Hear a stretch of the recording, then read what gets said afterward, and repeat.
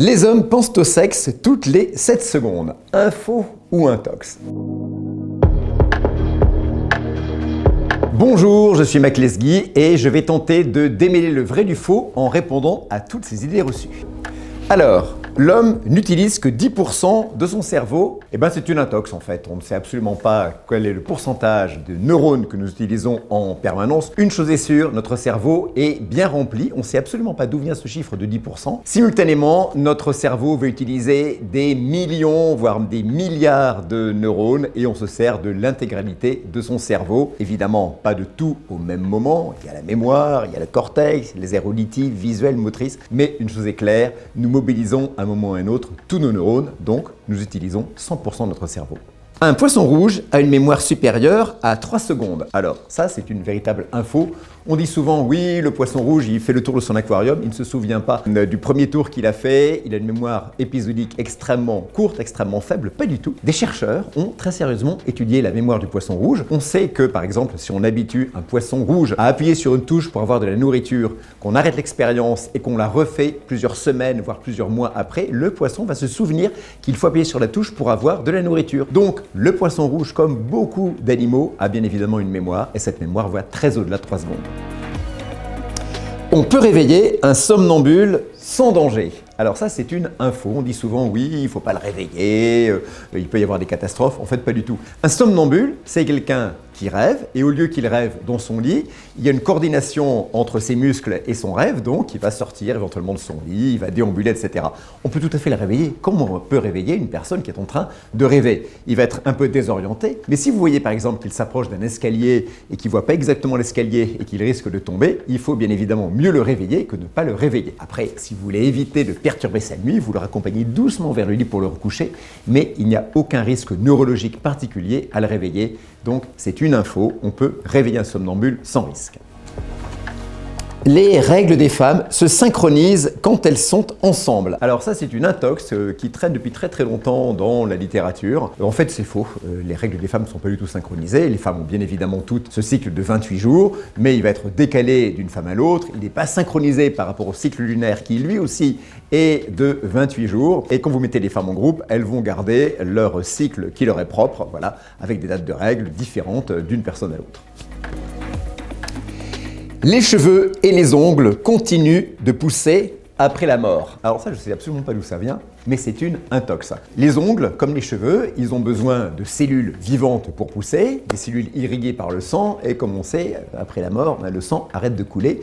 Il arrête d'irriguer ces cellules qui produisent de la kératine, qui est la matière première des ongles et des cheveux. Donc, à l'instant même de la mort, en supposant d'ailleurs que les cheveux et les ongles aient beaucoup poussé auparavant, parce que quand on est près de la mort, évidemment, tout ça cesse plus ou moins, les ongles arrêtent de pousser et les cheveux aussi. Le fait qu'on trouve un cadavre avec des ongles qui auraient poussé, des cheveux extrêmement long, ça c'est une pure légende. Peut-être ce qui peut se passer, c'est que la peau se rétracte et de fait, on a l'impression que les cheveux sont plus longs. Ça joue sur quelques millimètres, mais les cheveux, comme les ongles, en aucun cas ne poussent après la mort. Se faire craquer les doigts, ça donne de l'arthrose. Alors ça, c'est une intox. Qu'est-ce qui se passe quand on se fait craquer les doigts? En fait, dans une articulation, on a une petite poche de liquide qu'on appelle le liquide synovial. Quand on tire sur notre doigt, on va créer une petite dépression dans ce liquide synovial, ce qui va se traduire par l'apparition d'une petite bulle de gaz. Et c'est ce petit clac qu'on entend lors du craquement de doigt. Ça ne donne en aucun cas de l'arthrose, mais il n'y a aucun risque particulier, on n'a jamais trouvé de danger particulier à le faire. Donc c'est une intox. On ne peut pas rester coincé après avoir louché. Alors ça, c'est une info. Il n'y a aucun danger à rester coincé si vous vous amusez à loucher. Qu'est-ce qui se passe quand on louche? En fait, on va contrarier un petit peu ces muscles oculaires. D'habitude, les muscles oculaires travaillent dans le même sens. On regarde à gauche, on regarde à droite. Là, par un effet du cerveau, on leur commande de regarder un point précis à quelques centimètres de notre nez. Ça peut générer une petite fatigue musculaire à la longue, mais aucun risque de rester coincé. Vous pouvez vous amuser à loucher tant que vous voulez. Vos yeux vont retrouver leur position initiale juste après. Donc, c'est bien une info, on ne risque pas de rester coincé après avoir louché. Si on se ronge les ongles, on peut avoir l'appendicite.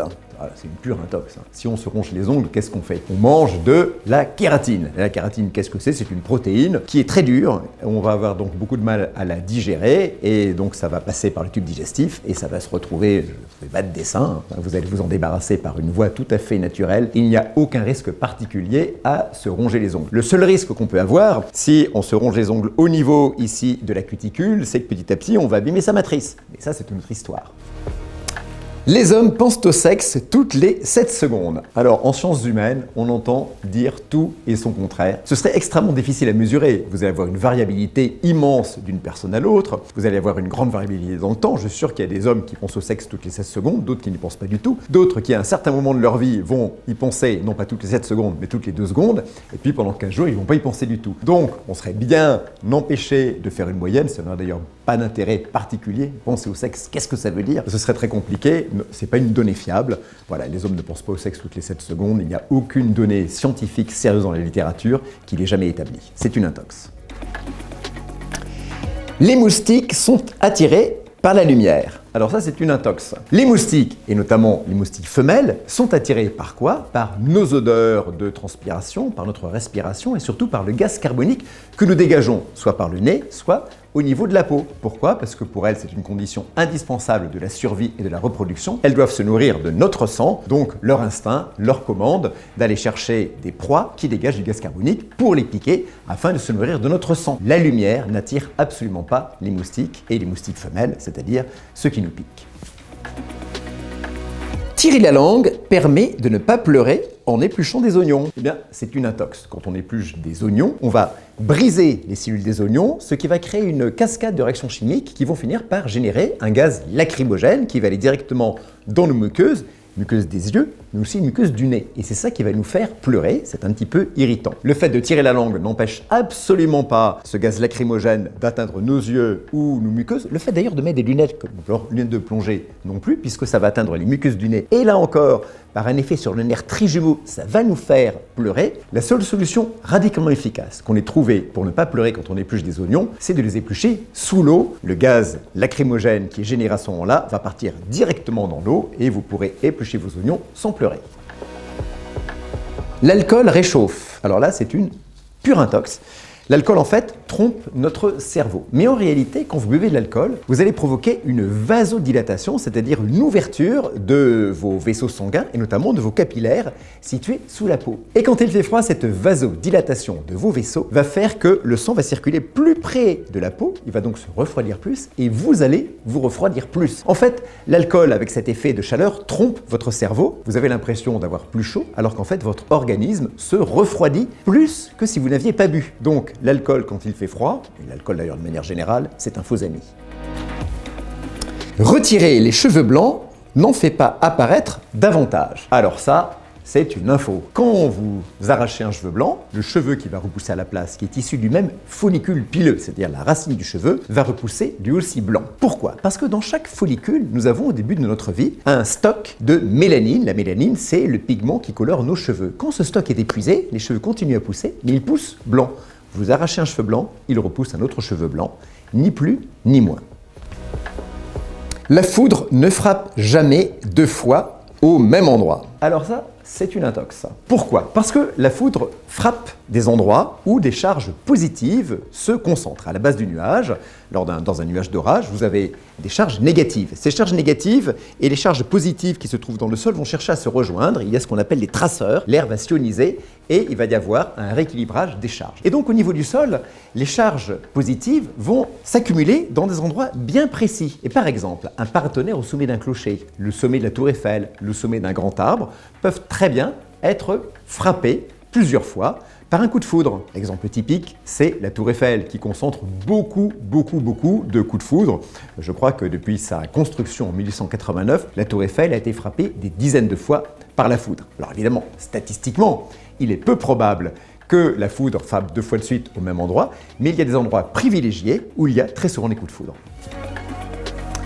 Avaler un chewing-gum n'est pas dangereux pour la santé, ça, c'est une info. Contrairement à ce qu'on pense souvent, le chewing-gum n'a aucune chance de venir se coller aux parois de votre tube digestif. Notre tube digestif, il est conçu pour absorber, faire transiter plein de choses et ne jamais se boucher. Quand il reçoit un chewing-gum, évidemment, il ne va pas le digérer, ça n'est pas recommandé, mais il va suivre le trajet normal, œsophage, estomac, intestin grêle, gros intestin, avant d'être expulsé par les voies naturelles. Notre tube digestif est un système extraordinaire qui est capable d'évacuer beaucoup de choses qu'il n'arrive pas à digérer. Heureusement d'ailleurs. Alors pour autant, il faut faire attention notamment chez les enfants à éviter le risque de fausse route. La fausse route, c'est quand au niveau de la gorge, le chewing-gum va se tromper de route et va finir dans nos bronches plutôt que dans notre estomac. C'est ce qu'on appelle couramment avaler de travers. Mais hormis cet accident qui est très rare, il n'y a pas de danger particulier à avaler un chewing-gum, même si évidemment ce n'est pas recommandé. Il n'est jamais recommandé d'avaler quelque chose dont notre corps n'a pas besoin. Et notre corps n'a pas besoin de la gomme de chewing-gum, il est incapable de la digérer.